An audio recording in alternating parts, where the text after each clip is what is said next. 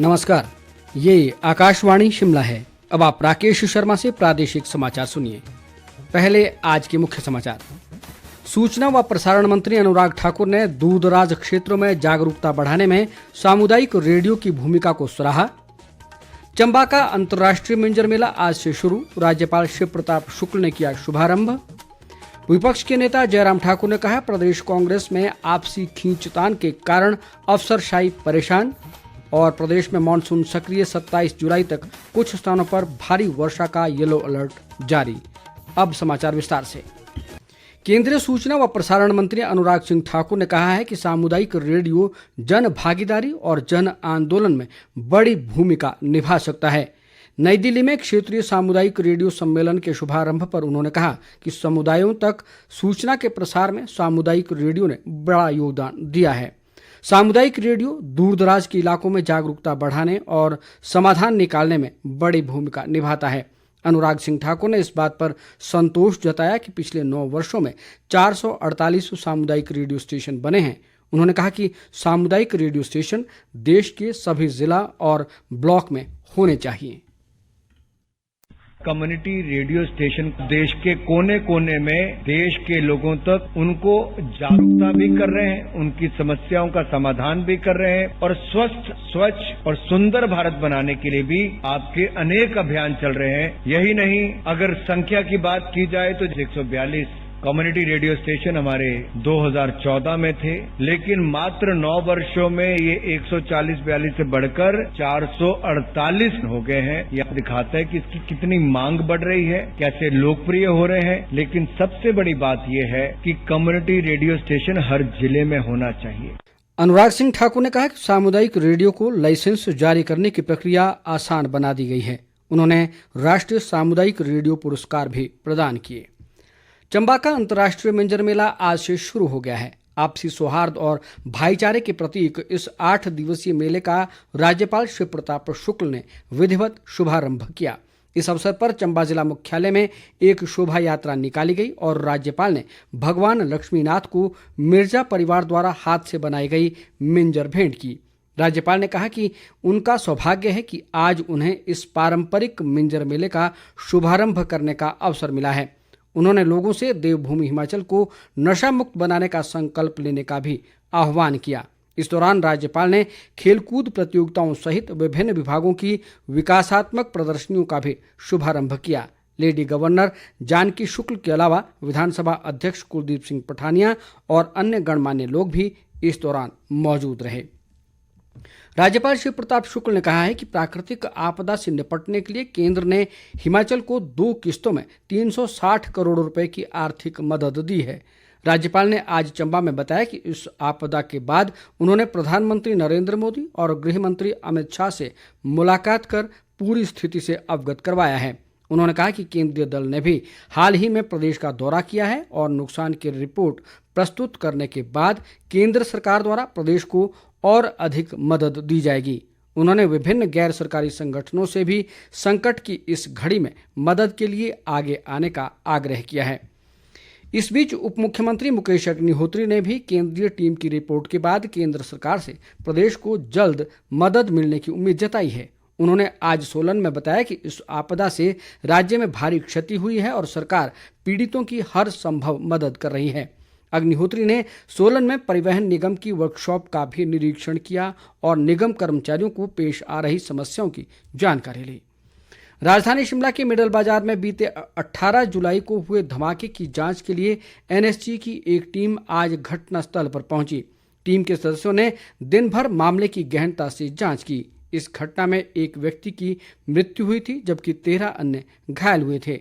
Restaurant में हुए इस धमाके के कारण आसपास की दुकानों व भवनों को भी नुकसान हुआ था। एशिया की प्रसिद्ध लाहौल आलू उत्पादक सहकारी विपणन व विधायन समिति ने बेमौसमी सब्जियों का कारोबार शुरू करने का निर्णय लिया है। ये समिति फिलहाल आलू बीज का कारोबार कर रही है। लाहौल स्पीति के कारगा में एक कार्यक्रम में उपायुक्त राहुल कुमार ने बताया कि सब्जियों के कारोबार के लिए समिति को जिला प्रशासन व सरकार की ओर से हर संभव सहयोग दिया जाएगा। इस दौरान समिति के अध्यक्ष सुदर्शन जसपा ने कहा कि इससे किसानों को बिचौलियों से निजात मिलेगी और उन्हें उत्पादों का अच्छा दाम मिलेगा।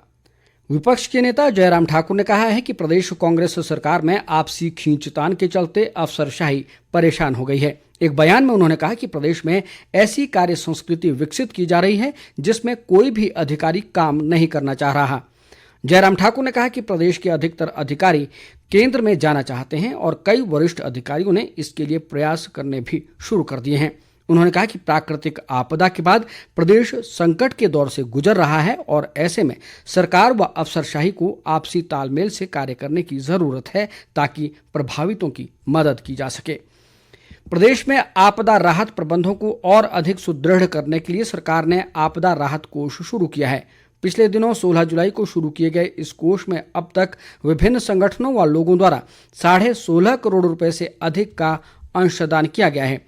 एक सरकारी प्रवक्ता के अनुसार राज्य में आई प्राकृतिक आपदा के कारण अभी तक करीब 8,000 करोड़ रुपए का नुकसान आंका गया है।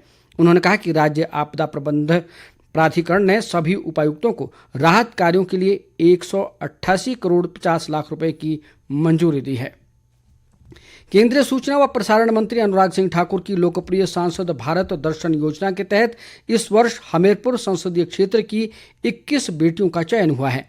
ये बेटियां अब दिल्ली और उत्तर प्रदेश के विभिन्न शहरों में भ्रमण के लिए जाएंगी। सांसद भारत दर्शन योजना के तहत ऐसे विद्यार्थी आवेदन कर सकते हैं जिन्होंने खेल व कला के क्षेत्र में बेहतरीन प्रदर्शन किया है। उल्लेखनीय है कि अनुराग सिंह ठाकुर देश के ऐसे पहले सांसद हैं जिन्होंने अपने संसदीय क्षेत्र के विद्यार्थियों को देश के विभिन्न हिस्सों में घुमाने की योजना चलाई है।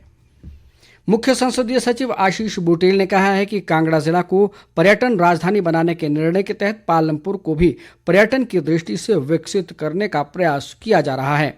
पालमपुर के नच्छीर और चिंबलहार वार्डों में जन सुनवाई के दौरान उन्होंने कहा कि पालमपुर नगर निगम क्षेत्र की मुख्य सड़कों पर सोलर लाइटों को विद्युत लाइटों में परिवर्तित किया जाएगा। बुटेल ने कहा कि विभिन्न वार्डों के लोगों की सभी मांगों को चरणबद्ध ढंग से पूरा किया जाएगा।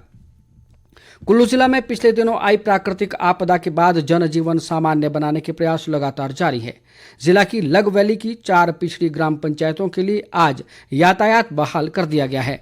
मुख्य संसदीय सचिव सुंदर सिंह ठाकुर ने रुजक नामक स्थान पर 60 फुट लंबे बैली ब्रिज का शुभारंभ कर इस मार्ग पर यातायात बहाल करवाया।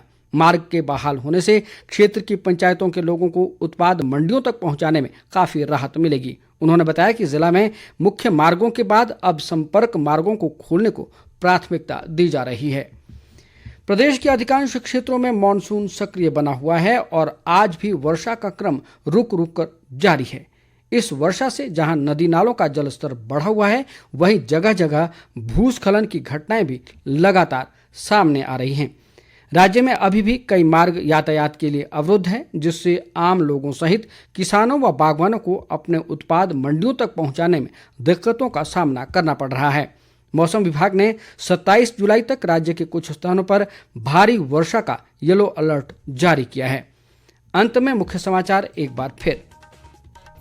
सूचना व प्रसारण मंत्री अनुराग ठाकुर ने दूरदराज क्षेत्रों में जागरूकता बढ़ाने में सामुदायिक रेडियो की भूमिका को सराहा। चंबा का अंतर्राष्ट्रीय मंजर मेला आज से शुरू, राज्यपाल शिव प्रताप शुक्ल ने किया शुभारंभ। विपक्ष के नेता जयराम ठाकुर ने कहा प्रदेश कांग्रेस में आपसी खींचतान के कारण अफसरशाही परेशान। और प्रदेश में मानसून सक्रिय, 27 जुलाई तक कुछ स्थानों पर भारी वर्षा का येलो अलर्ट जारी। इसके साथ ही समाचार बुलेटिन समाप्त हुआ।